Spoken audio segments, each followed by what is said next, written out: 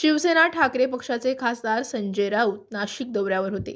यावेळी त्यांनी माध्यमांशी संवाद साधलाय.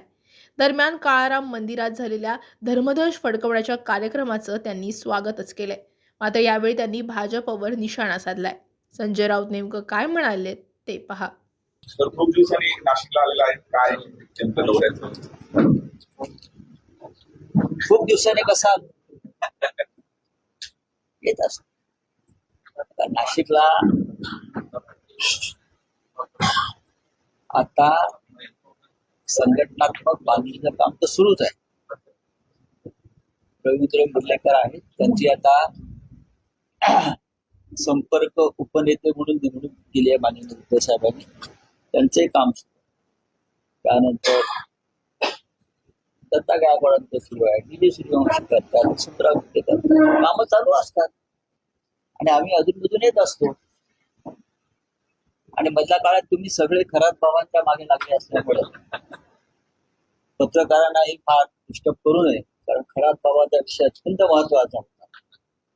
आणि त्यानंतर काल एकदम नाशिकच्या काळाराम मंदिरावरती धर्मध्वजा फडकावून माजी राष्ट्रपतींच्या हस्ते भारतीय जनता पक्षानं हिंदुत्वावर ताबा घेतला एक प्रकारे. तर या सगळ्या गोष्टी नाशिकमध्ये घडणाऱ्या आम्ही मुंबईत बसून पाहत असतो. नाशिकमध्ये आता 2029चं काम सुरू झालं. 2029 मधल्या काळात तशा निवडणुका नाही. त्याच्यामुळे पुढल्या विधानसभा लोकसभेची तयारी आणि त्या दृष्टीनं संघटनात्मक संपूर्ण जिल्ह्यात अत्यंत मायक्रो लेवलला करण्याचं ठरवलेलं आणि ती तयारी सुरू झाली. भाजपने हिंदुत्वावर ताबा घेतला असं म्हणता आपण. ताबा म्हणजे भारतीय जनता पक्षाला असं वाटतं की या जगातल्या हिंदुत्वाचे ते एकमेव ठेकेदार आहेत आणि हिंदुत्वाच्या सातबाऱ्यावर फक्त त्यांचंच नाव. काल ऐतिहासिक अशा काळाराम मंदिरावरती धर्मध्वजा फडकवण्याचा कार्यक्रम झाला. आम्ही त्याचं स्वागत करतो. फार तेजस्वी अशी धर्मध्वजा काल फडकवली. देशाचे माजी राष्ट्रपतींना उपस्थित होते, राज्याचे मुख्यमंत्री उपस्थित होते, कुंभमेळ्याचे मंत्री उपस्थित होते, नहरळ झिरोळ उपस्थित होते. काय म्हणजे महान धर्मरक्षक असे सगळे अनेक लोक उपस्थित होते. तर मला सांगा, धर्म ही त्यांची मक्तेदारी आहे का? काळाराम मंदिराचा इतिहास जर आपण पाहिला तर डॉक्टर बाबासाहेब आंबेडकरांपासून अनेक त्या काळात सामाजिक कार्यातले महान नेते त्या मंदिरात संघर्ष त्यांनी केला. काळाराम मंदिराचा संबंध शाहू फुले आंबेडकर या विचारधारेशी जोडले. पण या 3 प्रमुख कुटुंबातला कोणीतरी एक व्यक्ती तिथे जर बोलवली असते तर तो धर्मध्वजा अधिक तेजस्वी झाला असता. हिंदुहृदय सम्राट बाळासाहेब ठाकरे यांनी भारतीय जनता पक्षाला हिंदुत्वाचे पहिले धडे दिले प्राथमिक. नाही तर भारतीय जनता पक्षाचा हिंदुत्वाचा काय संबंध आहे?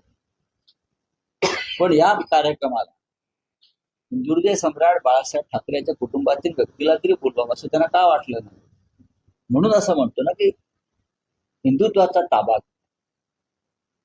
कब्जा, जसं लँड ग्रॅबिंग करतात, खंडणी गोळा करतात, त्या पद्धतीचे कार्यक्रम हिंदुत्वाच्या नावावर केले. काळाराम मंदिराचं महत्व समजून न घेता हे असे कार्यक्रम जर झाले तर ते हिंदुत्वासाठी योग्य नाही. ध्वजा फडकवली तुम्ही, अयोध्येत ध्वजा फडकवली मोदींच्या हस्ते, अयोध्येत पण एक धर्मध्वजा फडकवली, करेक्ट. त्या धर्मध्वजेवरती बहरलेला वृक्षाचं छायाचित्र आहे, तुम्ही आपण पहा, कोणाला माहित नसले मी सांगतो. अयोध्या मंदिरावरील धर्मध्वज वृक्ष बहरलेला हिरवागार. देशात काय चित्र आहे? अडाणीसाठी देशभरामध्ये जंगल तोड सुरू. छत्तीसगड झारखंड पासून ओरिसापर्यंत ज्या खाणी जंगलातल्या खाणी अडवण्यात गेलेल्या आहेत तिथे मोठ्या प्रमाणामध्ये जंगलतोड सुरू आहे.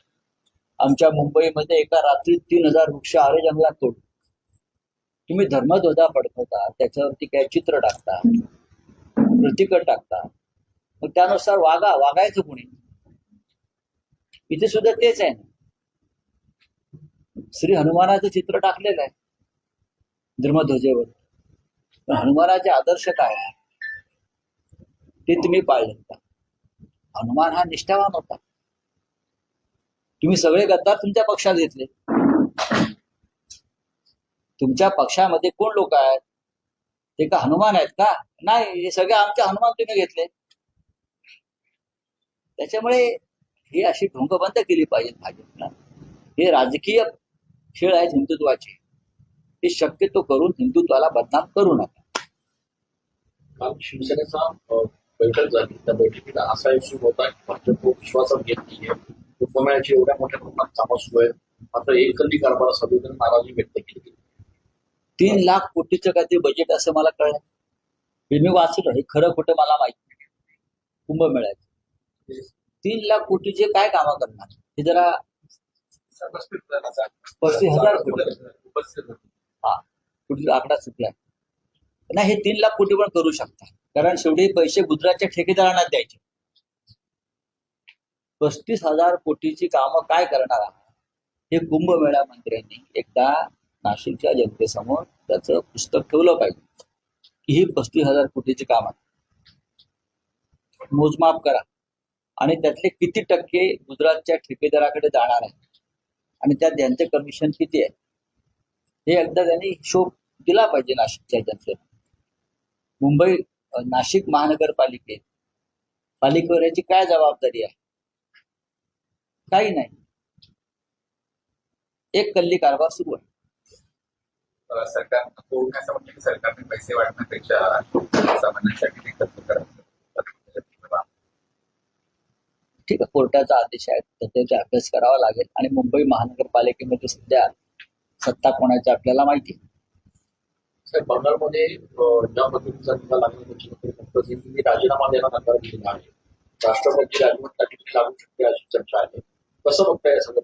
नाही बघा, घटनात्मक पेच होईल का नाही याच्याविषयी मी आता सांगू शकत नाही, कारण मी काय घटनात्मक नाही. पण राज्यपाल आणि देशाचे गृहमंत्री कोणत्याही थराला जाऊ शकतात. ममता बॅनर्जी यांची भूमिका स्पष्ट आहे. ममता बॅनर्जी असं म्हणतायत की मी निवडणूक हारले नाही, कपट कारस्थान षड्यंत्र रचून माझा पराभव घडवण्यात आला. 100 जागा लुटल्या गेल्या.